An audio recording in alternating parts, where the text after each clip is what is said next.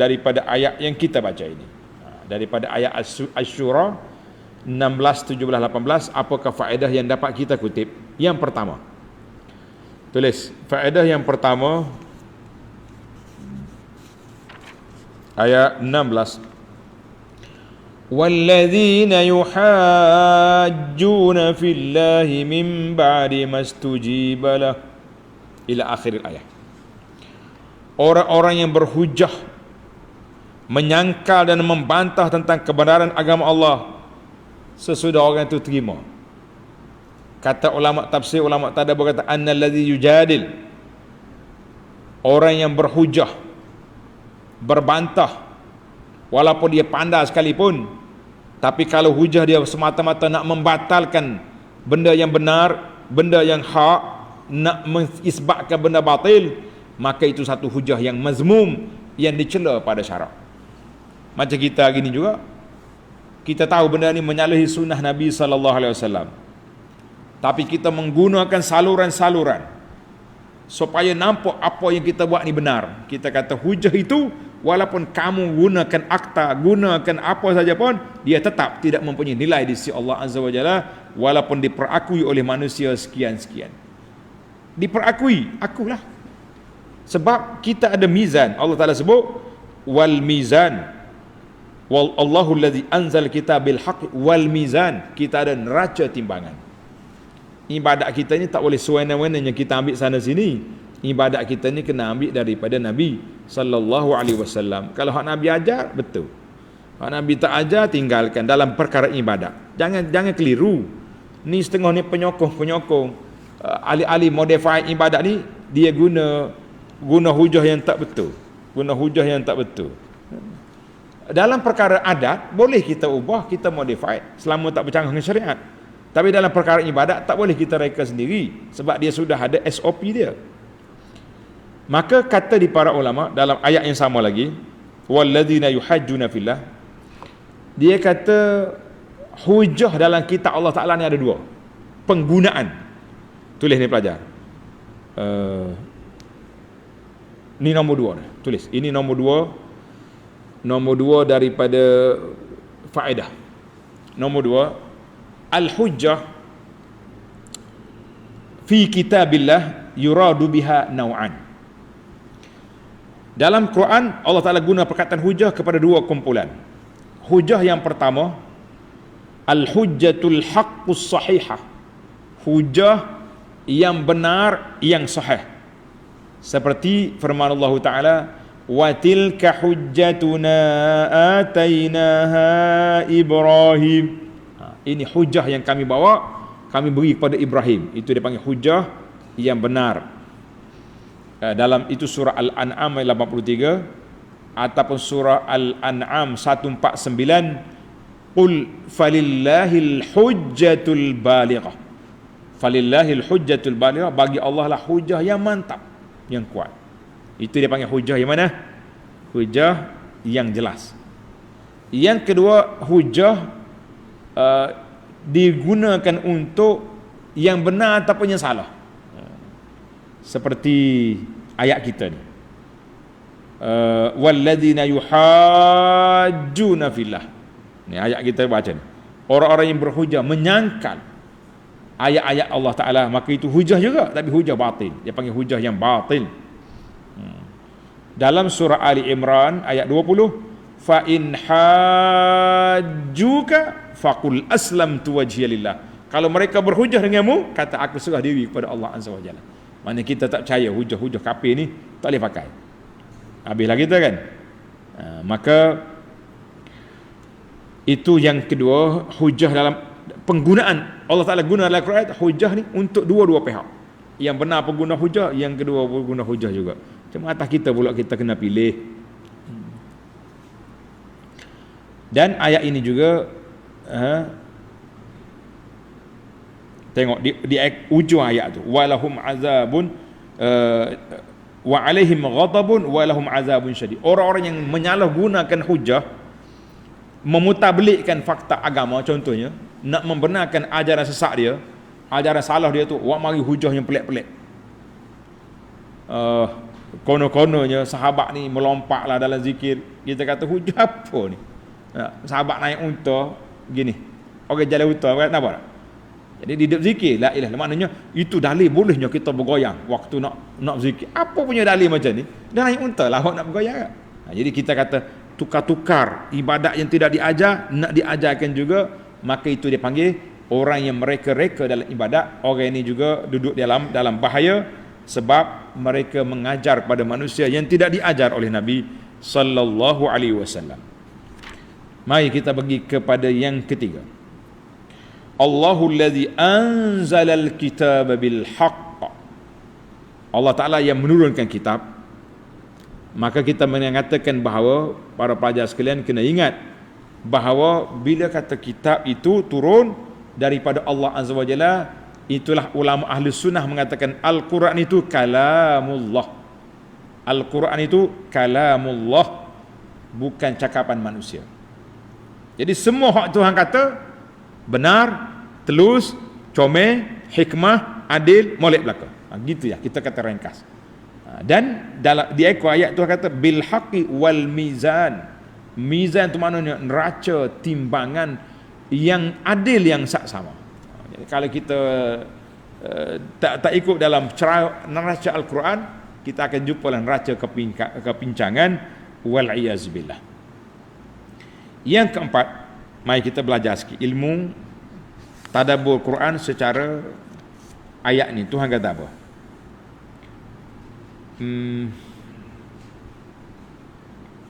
Wa ma yudrika la'alla as-sa'ata qaribun. Tanda sini baca. Wa ma yudrika la'alla as-sa'ata qarib. Apalah jalan yang engkau dapat tahu? Terjemah dia. Wa ma yudrik, mu tahu macam mana? Bagaimana kamu boleh tahu kiamat tu dekat? Macam mana?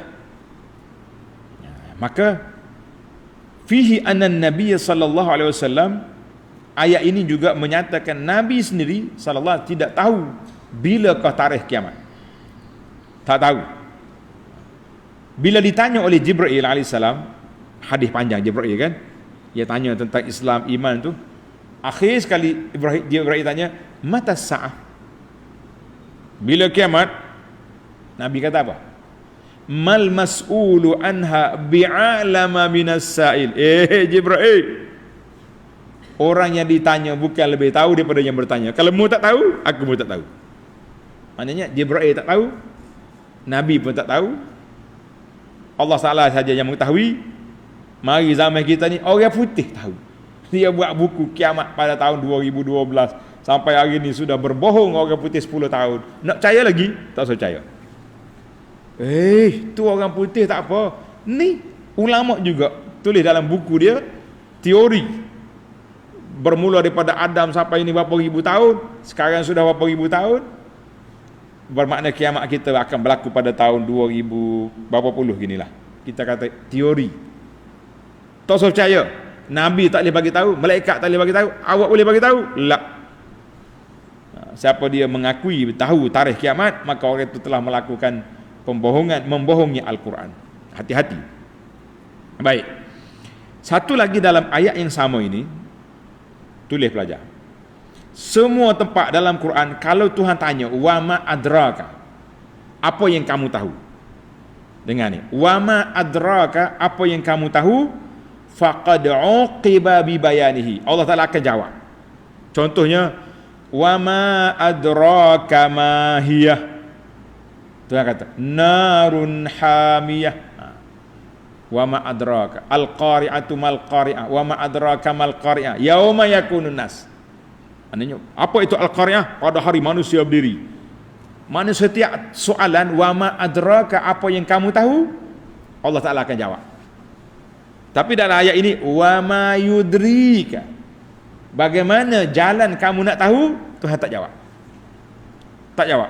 Walam yu'aqib bi bayanihi, macam ayat ni. Wa ma yudrika la'alla as-sa'ata qarib. Apa jalan yang kamu nak tahu kiamat tu dekat? Macam mana? Tuhan tak bagi tahu. Habis macam mana kita nak tahu ni? Macam mana Tuhan nak kita nak tahu ni? Menarik juga ni para pelajar. Kata di ulama, kita kena panjang sekali istiqra'. Kena kumpul ayat-ayat kiamat dalam Quran barulah tahu ini tanda kiamat, ini akan berlaku, akan tapi bila tak tahu. Berbeza dengan wa ma adraka, dia jawab lalu.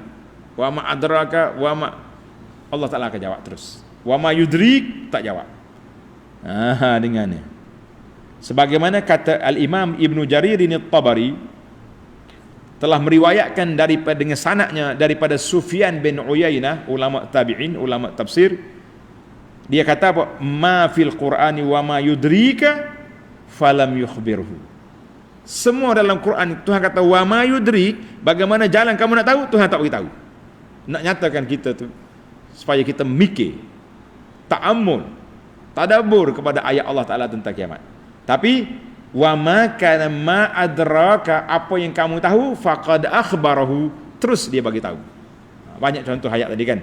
Al-qari'atu wa ma adraka mal qari'ah yauma yakunun nas. Sasaran itu. Baik para pelajar sekalian, kita pergi yang terakhir, yang kelima. Yang kelima tengok ayat 18. Walladzina amanu musyfiqun.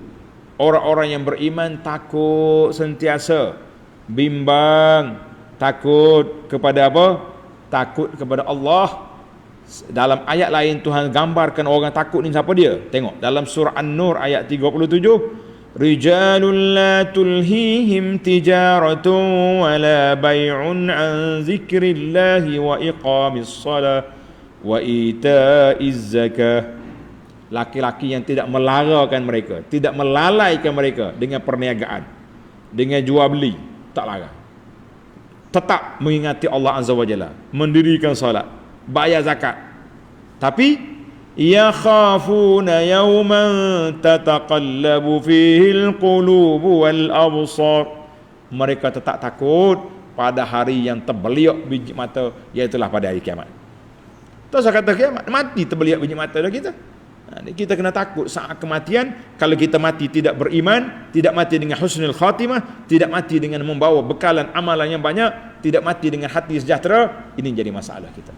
Jadi kita sejahterakan hati kita daripada benci sama-sama kita, benci sama-sama kita, ahli-ahli ibadat membenci sama-sama ahli ibadat. Allah dia tu yang duduk tempat aku sah depan, panjang lagi ke sah depan tu. Dia duduk sini, awak duduk sini, pelik apanya?